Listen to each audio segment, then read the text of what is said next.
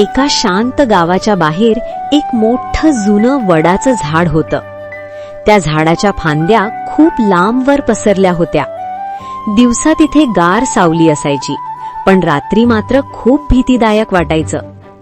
गावात अशी अफवा पसरली होती की त्या झाडावर रात्री भूत बसतं आणि ते भूत रडत असतं.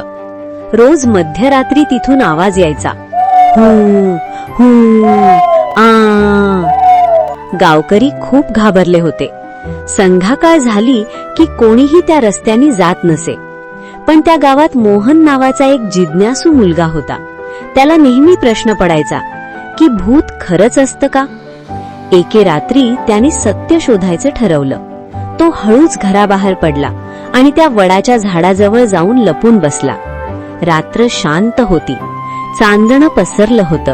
वारा हळूवार वाहत होता. अचानक झाडाच्या वरून आवाज आला, हू हू. मोहनचं हृदय जोरात धडधडू लागलं, पण तो धाडसाने झाडावर चढू लागला. जसा तो वर गेला तसा आवाज मोठा होत गेला आणि अचानक त्याला काय दिसलं माहितीये? झाडाच्या फांदीवर एक मोठं घुबड बसलं होतं. ते घुबड वाऱ्यामुळे हलणाऱ्या फांद्यांमध्ये अडकून विचित्र आवाज काढत होतं. मोहन हसू लागला. अरे, हे तर घुबड आहे. त्याने हळूच फांदी हलवली. घुबड उडून गेलं. आवाज पूर्णपणे बंद झाला. दुसऱ्या दिवशी मोहनने सगळ्या गावकऱ्यांना सत्य सांगितलं. गावकरी म्हणाले, आपण उगाच भीती बाळगली. तेव्हापासून त्या झाडाजवळ कोणीही घाबरत नव्हतं. अज्ञानामुळे भीती निर्माण होते.